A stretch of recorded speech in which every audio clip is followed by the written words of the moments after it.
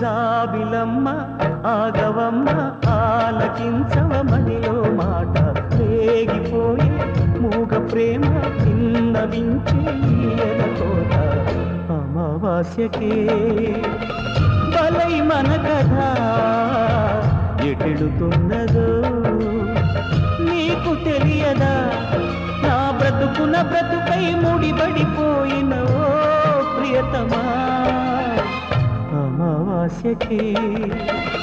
బలై మన కథ ఎటెడుతున్నదో